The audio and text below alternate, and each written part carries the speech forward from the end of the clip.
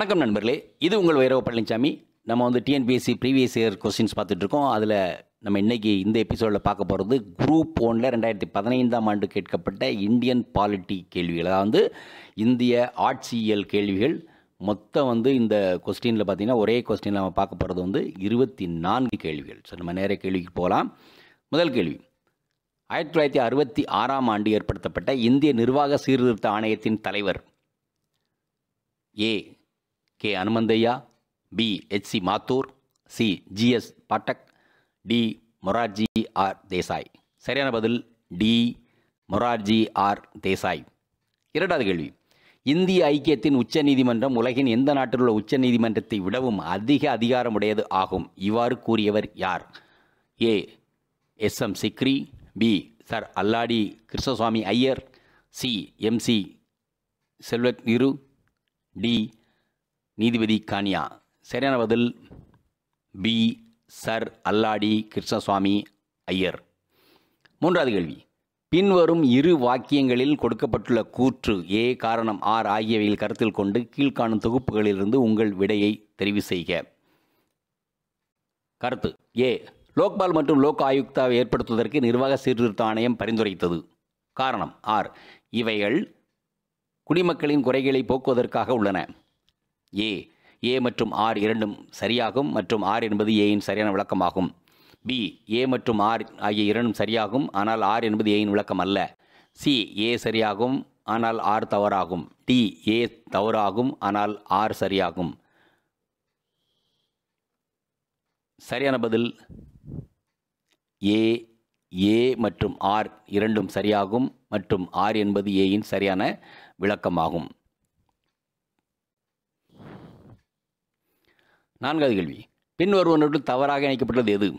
ஏ விதி 153 ஆளுநர் பதவி, பி விதி 156 காலம் ஆளுநர் பதவி காலம், சி விதி 154 ஆளுநர் நிர்வாக அதிகாரம், டி விதி 155 ஆளுநர் பதவி நீக்கம். சரியான பதில் டி விதி 155 ஆளுநர் பதவி நீக்கம். ஐந்தாவது கேள்வி, அரசாங்கம் ஏற்படுத்துவது குறித்து கீழ்கண்ட எந்த கூற்றுகள் உண்மை? ஏ, அறுதிப்பெரும்பான்மை உள்ள கட்சியானது வர்த்தக அரசாங்கத்தை அமைக்கும் என்று அரசு செயல்முறை குறிப்பிடப்பட்டிருக்கிறது. பி, அறுதிப்பெரும்பான்மை பெற்ற கட்சியோ அல்லது அதற்கு அடுத்த இரண்டாவது நிலையில் உள்ள அரசாங்கத்தை அமைக்கும் எந்த ஒரு எழுத்து வடிவிலும் கிடையாது, இது ஒரு மரபு. சி, அரசியலமைப்பு பகுதி 1இல் இதற்கான விதி இருக்கிறது. டி, மக்கள் பிரதிநிதித்துவ சட்டத்தில் அறுதிப்பெரும்பான்மை பெற்ற கட்சி அரசாங்கம் அமைக்க அழைக்கப்படுவது என்று கூறுகிறார்.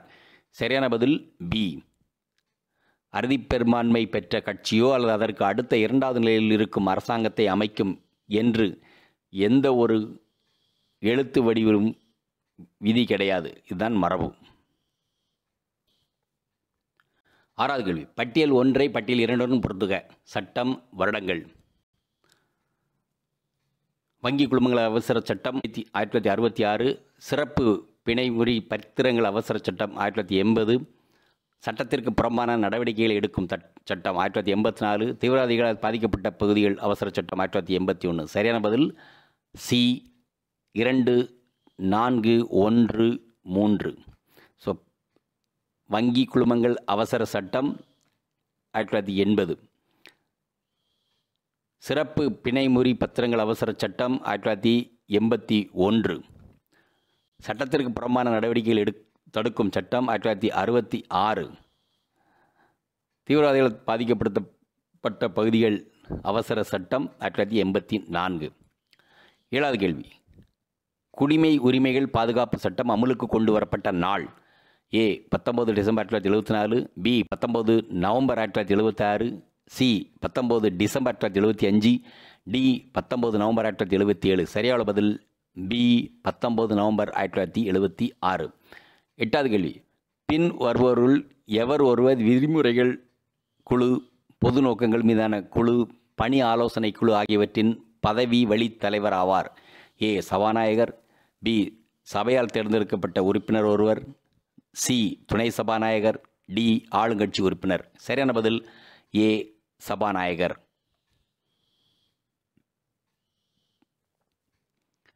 9வது கேள்வி, பின்வருவனவற்றை மாநிலங்கள் அமைப்பது குறித்து சரியான தேர்வை செய்க. மாநிலங்கள் சட்டம். ஏ 36வது சீர்திருத்தம் கோவா, 13வது சீர்திருத்தம் மணிப்பூர் திரிபுரா, 27வது சீர்திருத்தம் சிக்கிம், 52வது சீர்திருத்தம் நாகாலாந்து.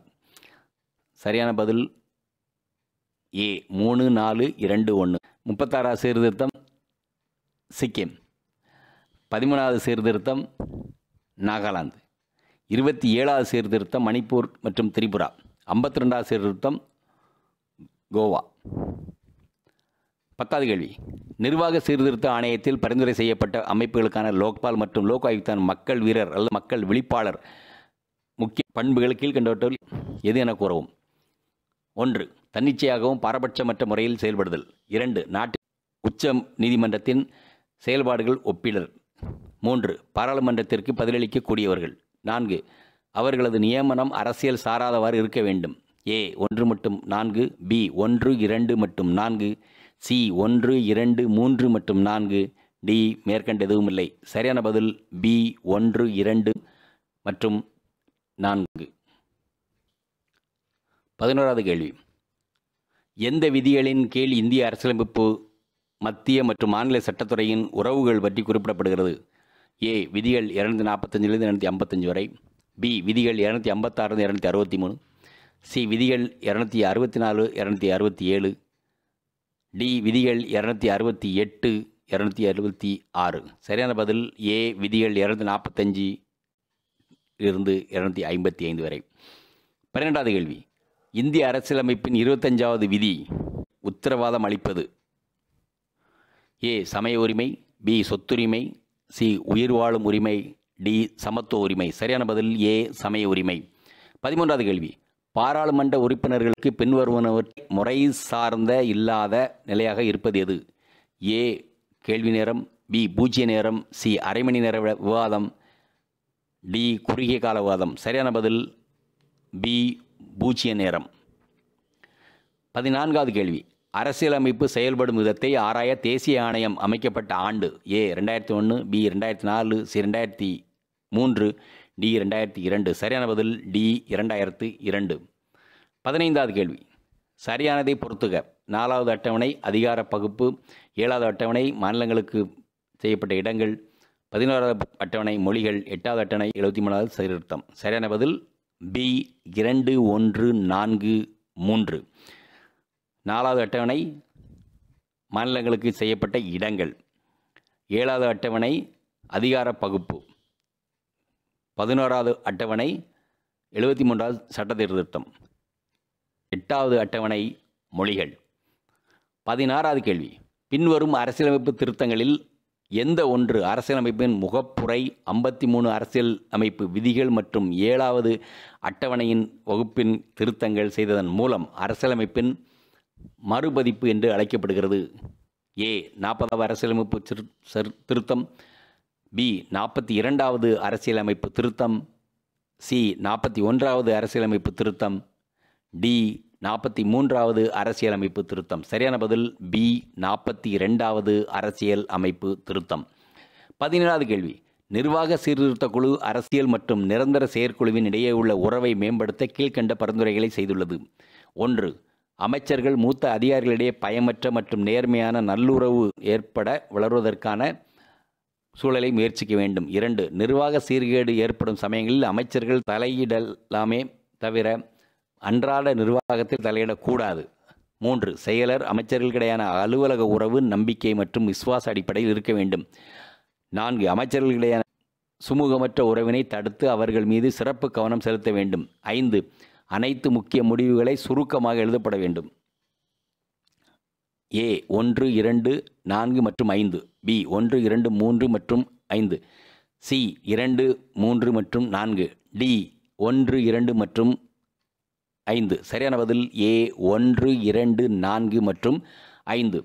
18வது கேள்வி, தீர்ப்பாயங்கள் தொடர்பாக சரியானவை எது அல்லது எவை? 1.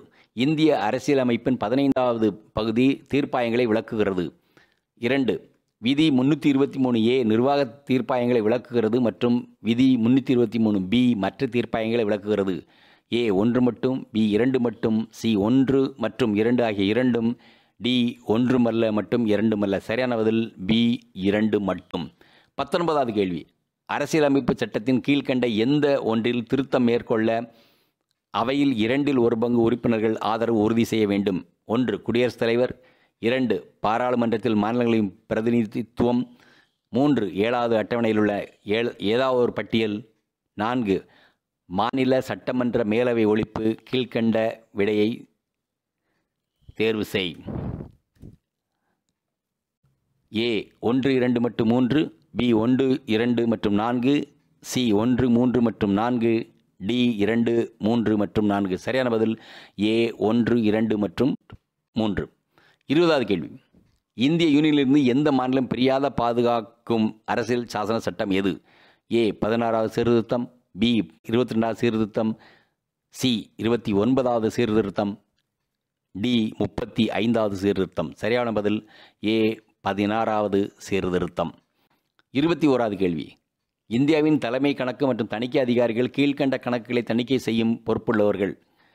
1 மத்திய அரசாங்கம், பி மாநில அரசாங்கம், 3 யூனியன் பிரதேசங்களின் அரசாங்கங்கள், 4 நகர்ப்புற கிராமப்புற மற்றும் உள்ளாட்சி அமைப்புகள். கீழ்க்கண்ட கருத்துக்களில் கொண்டு சரியான விடையை கூறவும். ஏ 1 2 மற்றும் 3, பி 2 3 மற்றும் 4, சி 1 3 மற்றும் 4, டி 1 2 மற்றும் 4. சரியான பதில் ஏ 1 2 மற்றும் 3. 22வது கேள்வி. இந்திய கூட்டாட்சியின் வினோதத்தன்மை என்ன? ஏ மைய மாநில அரசுகளிடையே சமமாக அதிகார பங்கீடு, பி வலுவான மையம், சி வலுவான மாநிலங்கள், டி வலுவான உள்ளாட்சி அமைப்புகள். சரியான பதில் பி வலுவான மையம். 23வது கேள்வி. எந்த வழக்கில் கடவுச்சீட்டு பெறுவது தனி மனித சுதந்திர உரிமையுடன் தொடர்புடையதாக கருதப்பட்டது? ஏ ஏ.கே. கோபாலன் 1950 வழக்கு, பி இந்தியன் எக்ஸ்பிரஸ் செய்தித்தாள் 1985 வழக்கு, சி ஆறுமுகம் 1953 வழக்கு, டி மேனகா காந்தி 1978 வழக்கு. சரியான பதில் டி மேனகா காந்தி 1978 வழக்கு. 24வது கேள்வி. பின்வரும் அட்டவணைகளில் மாநிலங்களுக்கும் மத்திய அரசாங்கத்துக்கும் அதிகாரங்களை பிரித்து அட்டவணை எது? ஏ 4வது அட்டவணை, பி 6வது அட்டவணை, சி 7வது அட்டவணை, டி 9வது அட்டவணை. சரியான பதில் சி 7வது அட்டவணை. மிக்க நன்றி. நம்ம இன்னொரு பாலிட்டியில் இன்னொரு குரூப் 1 கேள்வியை பார்ப்போம். மீண்டும் சந்திப்போம். மிக்க நன்றி. இந்த வீடியோ உங்களுக்கு பிடிச்சிருந்தா லைக் பண்ணுங்க, ஷேர் பண்ணுங்க, சப்ஸ்கிரைப் பண்ணுங்க, கமெண்ட் பண்ணுங்க, பெல் ஐக்கன் பிரஸ் பண்ண மறந்து போயிடாதீங்க. அப்பதான் நாங்கள் போஸ்ட் பண்ற வீடியோவோட நோட்டிஃபிகேஷன் உங்களுக்கு வரும்.